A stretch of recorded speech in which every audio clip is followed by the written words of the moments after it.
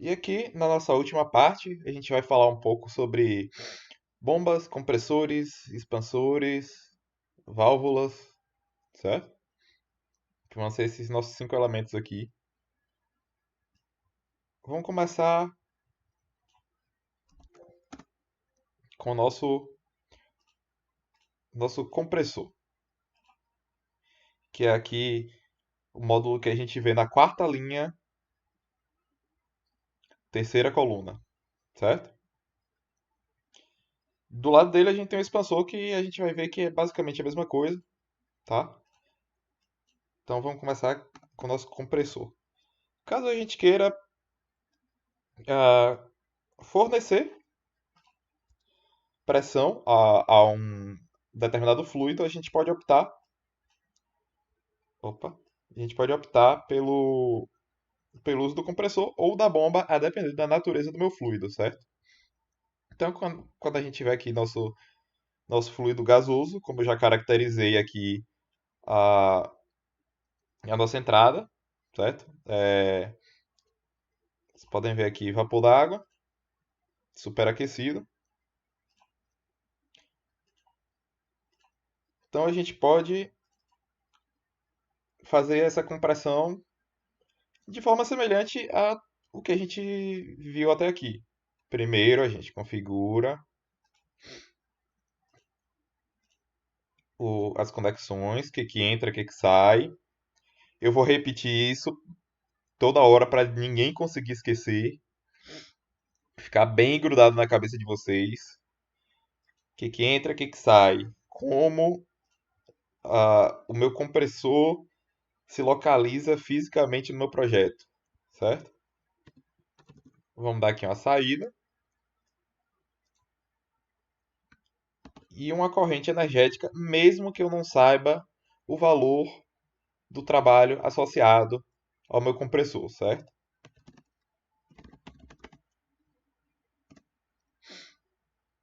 Pronto, agora que caracterizei as conexões, ele já me diz aqui, ó, que não sabe essa energia associada. Energia, no caso, que é fornecida para essa compressão, certo? De forma bastante análoga ao que a gente fez com o nosso trocador de calor, a gente pode fornecer essa energia associada e aí ele vai calcular a saída, é, a pressão de saída do meu fluido, certo? Então vamos dizer que seja, sei lá, 1000 kJ por hora. Pronto, calculou aqui minha pressão de saída. Só aumentou em 0,3 kPa com esses 1000 kJ por hora que a gente forneceu, certo? Ou, caso você não saiba qual é esse trabalho, mas você sabe com que pressão você tem que sair, qual pressão te interessa que seu fluido esteja, você pode vir aqui e colocar 2 atm. Ele também já calcula, certo?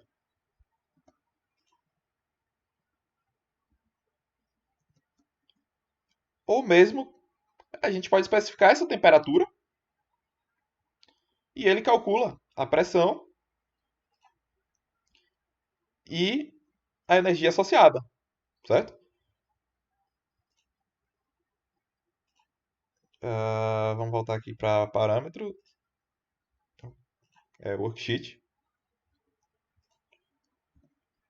Lembrando que se a gente especifica a temperatura, ele pode calcular a pressão, e se ele calcula a pressão, perdão, a gente pode especificar a temperatura e aí ele calcula a pressão, ou a gente especifica a pressão e ele calcula a temperatura, porque essas duas grandezas estão relacionadas, certo? Justamente por aquela condição dos graus de liberdade que a gente vê desde o começo, que também é o que a gente consegue relacionar a fração de vapor com as condições, certo?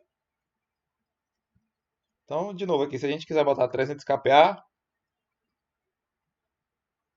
ele não só vai ganhar essa pressão, como também vai aumentar a temperatura, certo?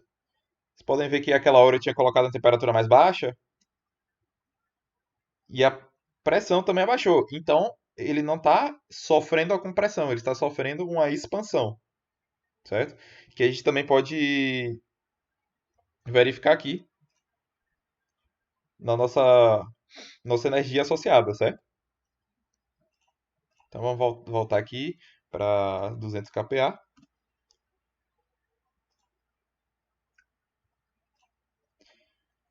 E aqui a gente também tem a opção de a gente especificar a eficiência do nosso compressor. Lembrando que a eficiência está relacionada a quanto da energia que você forneceu é de fato utilizada para realizar a compressão do seu fluido, certo? Ou seja, desprezando as perdas que a gente tem, quanto daquilo que você forneceu realmente vai para o fim desejado, certo? Vocês podem ver aqui justamente que se a gente especificar 50% de eficiência diabática, e aí a gente comparar com 100%, deixa eu ver, tem algum errinho aqui, era para ter dado metade.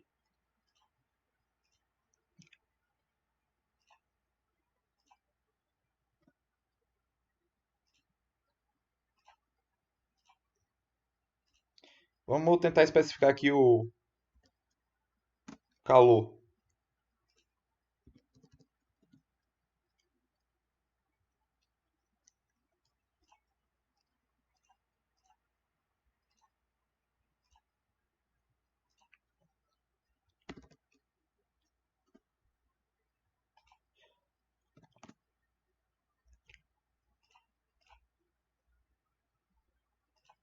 Bom, fato é que ó,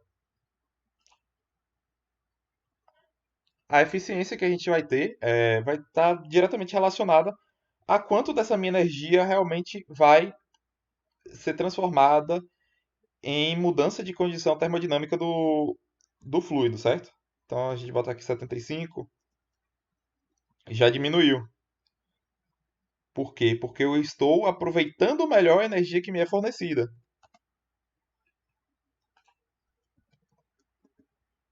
Pronto, aí agora foi.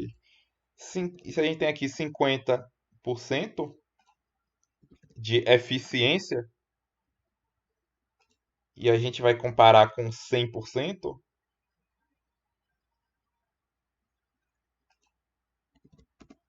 quando eu estou com 100%, eu tenho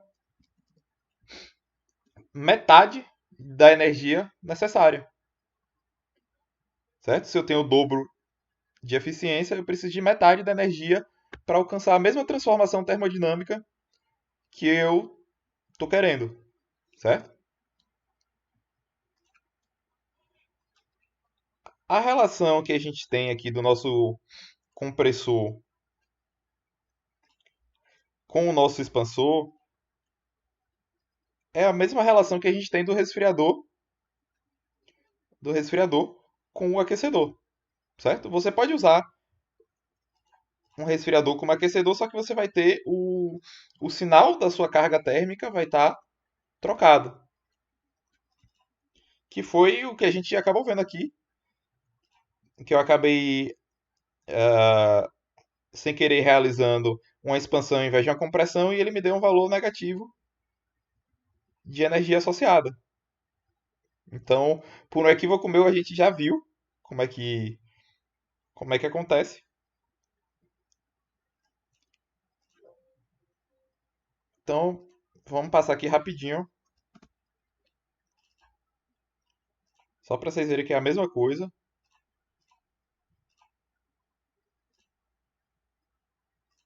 Que, ah, como as correntes ainda estão na condição da minha compressão, a gente tem aqui, ó, que um calor, na verdade, é fornecido e não retirado. Justamente porque a gente estava realizando uma compressão em vez de uma expansão. Vamos botar aqui 50%.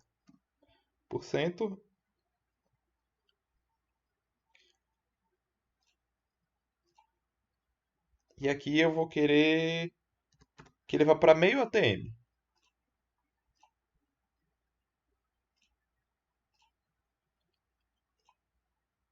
Pronto, aí a gente tem aqui novamente a energia associada. Tranquilinho, mesma coisa que o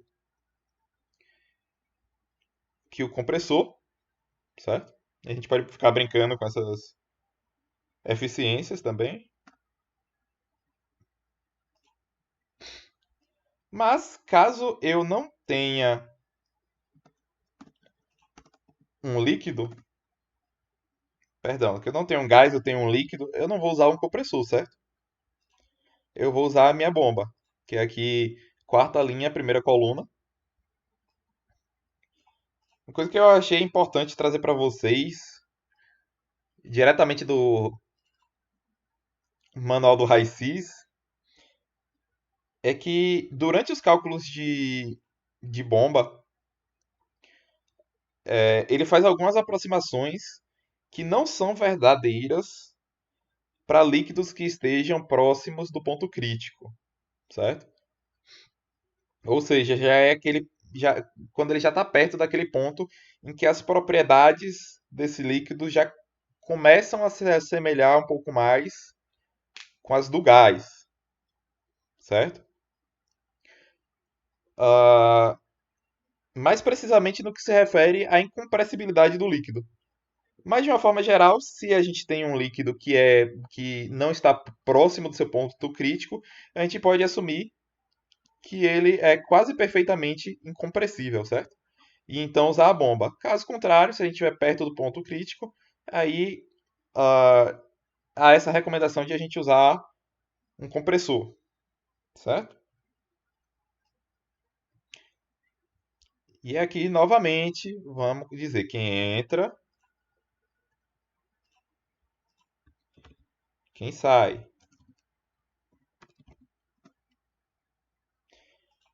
E a energia associada, a energia da bomba. Como a gente tinha definido que essa entrada ia ser do compressor, eu botei uma entrada em vapor, uma fase vapor, 100% vapor. E aqui, tá vendo, ele já dá uma reclamada. Vapor na corrente de entrada. Eu nem sei se ele chega a convergir. Podemos fazer esse teste daqui a pouco. Mas vamos mudar aqui justamente para líquido, para que a gente possa convergir aí nossa bomba, certo? Essa aqui é corrente de água. Ok.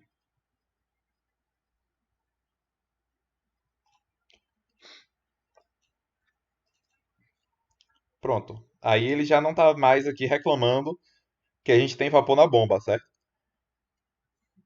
Aí novamente a gente vai ter aqui a eficiência, que é algo novo, se a gente pensar aí nos módulos anteriores, os resfriadores, trocadores, ah, vasos de flash. Essa eficiência é a única coisa diferente que a gente introduziu aqui, além dos módulos em si, certo? A gente vai dar o ΔP da bomba, certo? Ou seja, quanto a minha bomba vai fornecer de energia para esse fluido, 10 atm. E ele já calcula a energia que eu tenho que fornecer, o trabalho que eu tenho que fornecer para o fluido nessa, nessa bomba, certo? A gente vai ver aqui que alterando a eficiência, a gente pode ter mais ou menos energia sendo requerida para fornecer esse diferencial de pressão, certo? Agora vamos fazer esse teste aqui. Fiquei curioso. Talvez vocês também tenham ficado. Ah, voltar para 110 graus, que era o que estava antes. Aí vocês podem ver que ele não convergiu, ele fica dando erro, porém ele ah, aplicou aqui o diferencial de pressão 1013 kPa, aplicou a variação de pressão que a gente forneceu para ele, certo? 1013 e uns quebradinhos, que é adicionado com a nossa entrada dá 1115, certo?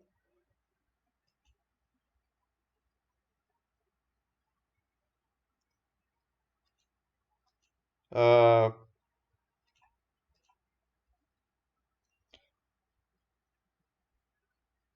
pronto. Onde é que eu fiz 1115? 1114,6. Tô ficando doido. 1114,6, certo? Só que a bomba em si não convergiu. Ele faz questão de avisar para você que tá entrando vapor.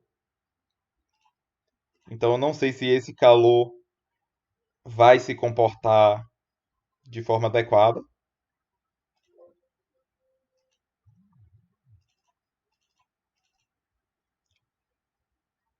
A gente pode tentar algo do tipo.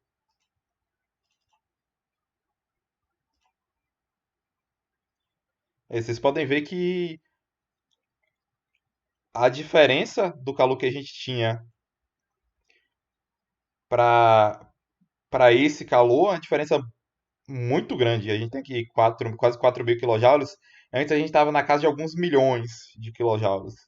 Então, eu não sei se é o fato de a gente precisar realmente de muito mais energia do que para fornecer essa pressão para o vapor, o, o que pode ser, ou se é simplesmente um fato numérico de que ele não converge os cálculos bem com a corrente de vapor. Inclusive, é algo que o manual instrui a gente de não trabalhar com vapor nem nada perto do ponto crítico para a bomba, certo? E por último, a gente tem aqui válvulas. A gente tem a válvula comum, aqui na quinta linha, primeira coluna, e a válvula de alívio, quinta linha, terceira coluna, certo? A gente vai estar utilizando essa válvula quando a gente quiser inserir uma queda de pressão no nosso fluido, na nossa linha. Ou ainda quando essa instrumentação já existe na sua linha e você precisa representar ela de alguma forma, certo? Se esse ΔP ele é relevante, você não pode simplesmente considerar que sua tubulação não tem nenhuma queda de pressão. Você não pode ignorar uma válvula se a gente tem de fato essa queda de pressão lá na planta, certo? Então vamos lá. Começando a conectar aqui um pouquinho mais simples, né? Entrada, saída. Já pediu o ΔP, a gente só precisa aqui dar o ΔP. 50 kPa, digamos. E já convergiu, pronto.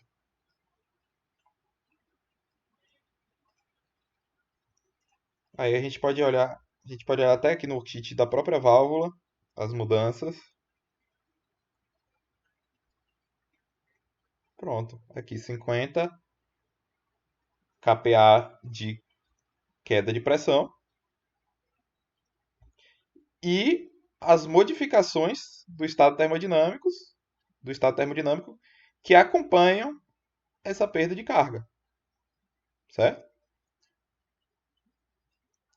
Vai ser, por exemplo, algo semelhante ao que a gente vê no Flash, certo?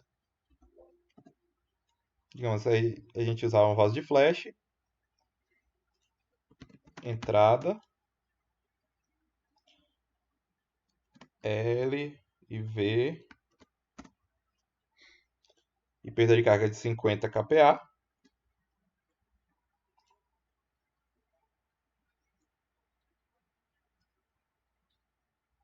Pronto, aí a gente vai ver que deve dar mais ou menos a mesma coisa, 81,99.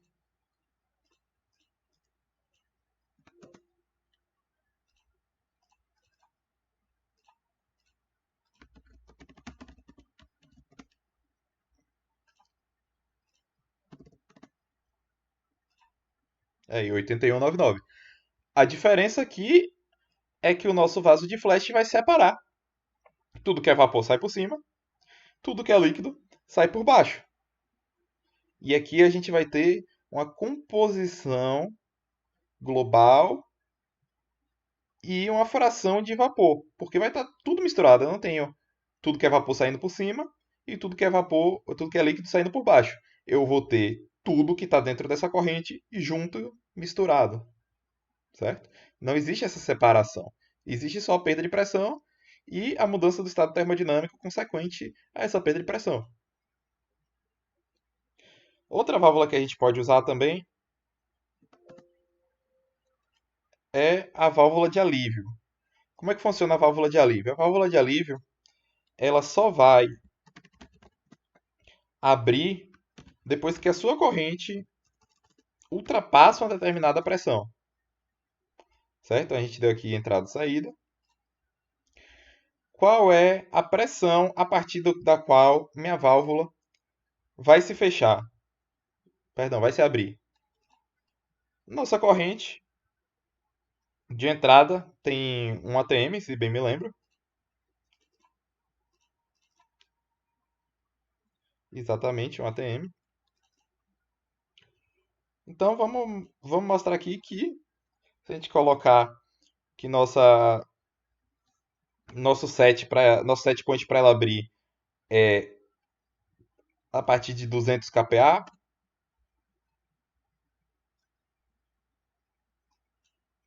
não vai acontecer nada. Se a gente botar que é 50 kPa, ela deve abrir depois que a gente especificar aqui a saída.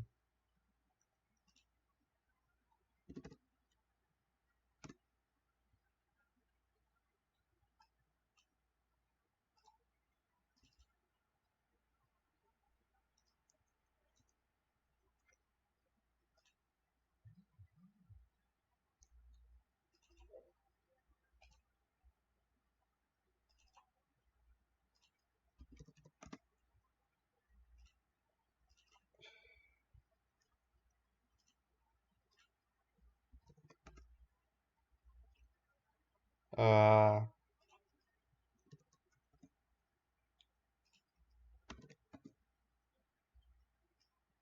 pronto. Aqui, se a gente setar ela, botar o set point em 20, aí a gente tem aqui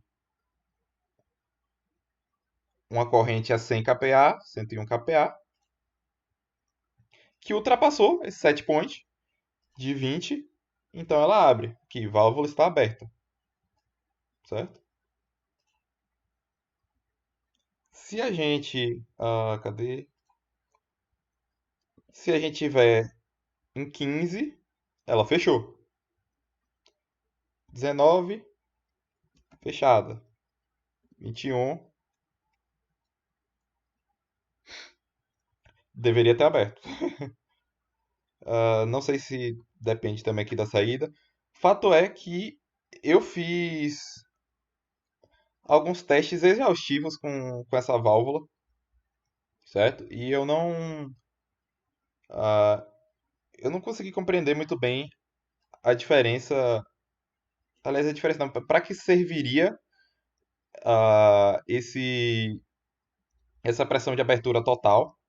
E principalmente eu não consegui imaginar nenhuma aplicação para uma simulação de estado estacionário, certo?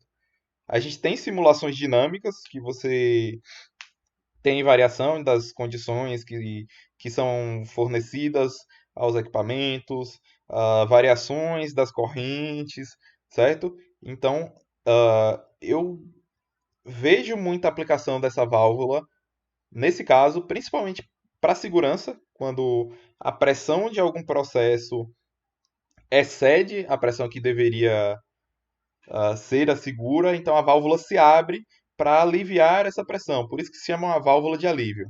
Vocês vão ver isso em projetos 2, certo? Mas se alguém tiver alguma ideia de possível aplicação aí numa simulação de estado estacionário, algum processo, pode me mandar que eu vou ficar feliz em aprender com vocês, tá?